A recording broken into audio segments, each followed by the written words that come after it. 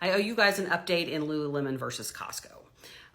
If you have not seen my videos on that and care about it, there's a playlist called Fashion Whatnot, and I'm trying to put in some fashion cases about the law in civil cases and fashion because I like fashion.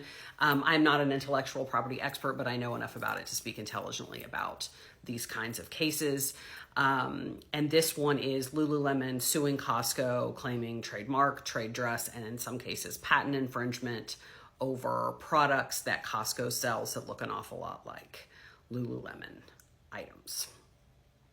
This is definitely one of those cases where sometimes when litigation is filed, the parties have they've gone through all their disputes, they've tried to work it out, they've been fighting with each other for years. All the decisions have been made about who owns what, and they just sort of need to go through the court process to have the money transferred from one point to another. And sometimes the beginning of the litigation is really the beginning, and that's the case here because they don't even agree on the fact that Lululemon has intellectual property rights in the clothing items that they are suing over here. So Costco did not file a motion to dismiss. They decided to skip that part. And they just went ahead and filed an answer to Lululemon's complaint. In the answer, they admit that the products exist, but deny that the products infringe on any intellectual property. So the Costco position basically is your stuff's not that special. It's not that great. It's not so special that it gets intellectual property protection. Get over yourself. We can make this stuff if we want. That's essentially Costco's position. They are not claiming we didn't make this stuff, we didn't sell this stuff isn't all that close to your stuff. They're saying you don't have exclusivity in this intellectual property to begin with. Your stuff is not that special. So specifically for their affirmative defenses to all the various claims, they claim things like, it's trade dress. Some of it is trade dress violations, which is sort of how the packaging, how it all comes together, what it looks like. It isn't sufficiently distinctive to get legal protection. Lululemon is claiming that they have a patent on scuba fabric and that patent has been violated. Costco is saying, you're what you call scuba and you claim you have a patent or a trademark, that's just generic fabric. It's really not that special. They're claiming that Lululemon's patents, which they have over certain things and they show them in their complaint, are invalid patents, that they never should have gotten them because, again, it's not that unique.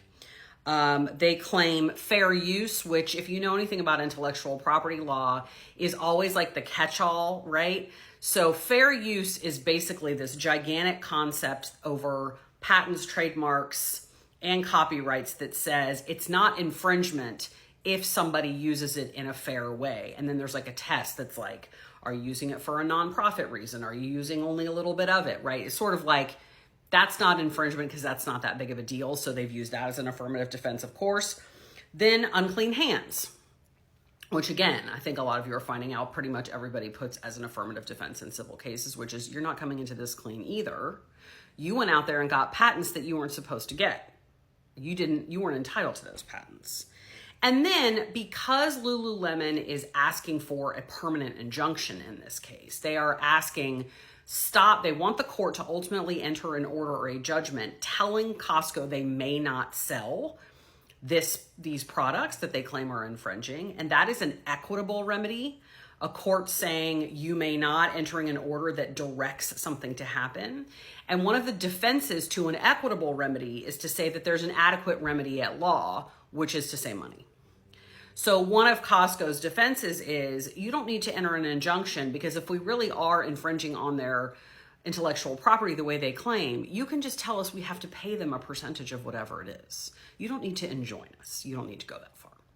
Intellectual property law is all about competition. It's about, you can have competition in the market. We want competition in the market. It's supposed to be a free market. But if two things get too close, no one can tell whose it is. You are allowed to have distinctiveness in the market. And one of the things that's really kind of a catch-22 for Lululemon here is the issue of the functionality of the garments that they claim are being copied, are being duped. Because if you want something to have IP protection, and I mentioned this in the earlier videos. So if this doesn't make sense, go back and watch those and it will. If you want something to have intellectual property protection, it cannot be functional, right? Because function is not creative. Intellectual property rights attach to creativity.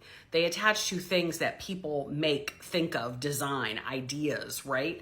So the functional parts of a garment cannot be are not protected by intellectual property. And so all over Lululemon's complaint, it's talking about how it's got these seams and it's got this, and they're saying it's not functional, it's not functional, it's not functional, it's just design.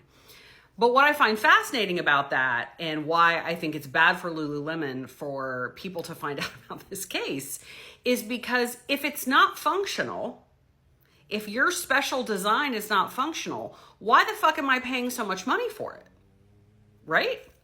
If your special seams and cut and the way the pants do and whatever is not functional, why are the pants $125? So to me, it's a good legal argument, but as a market argument, it's terrible. Now, the most interesting thing that's happened in this case so far is that there is a third party who has brought themselves in. So as we've seen, like Noah and Lively Baldoni, where Jen Abel was sued and then she brought in Stephanie Jones, you can also bring yourself in if you think you have an interest in the case. And sometimes people will bring themselves in as plaintiffs. Rarely do people bring themselves in as defendants, because who wants to be sued?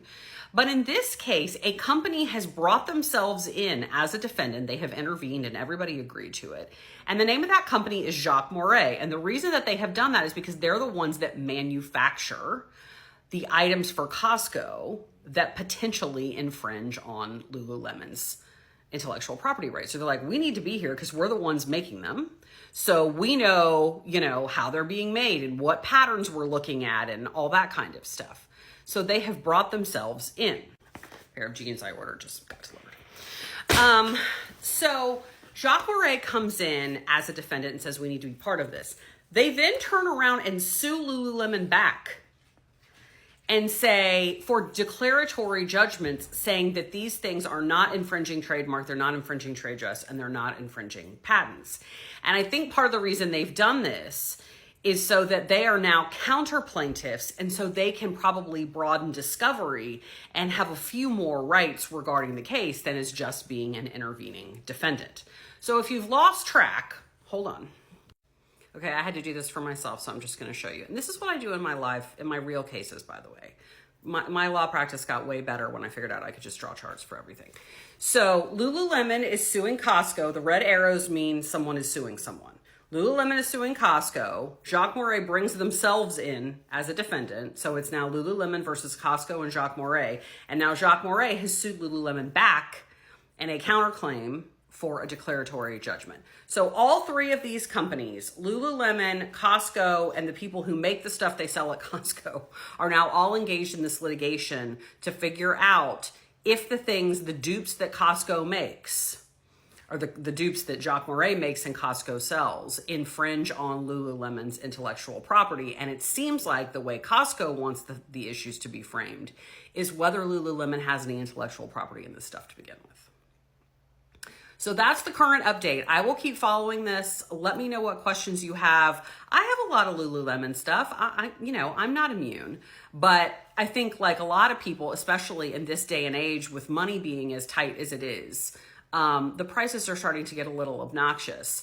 And so I don't know if this is a really great time for Lululemon to be bringing this litigation. Maybe they're bringing it because they're starting to lose market share. I do not know. But if anybody has any information beyond what I can see on the docket, also tell me that because I'm fascinated.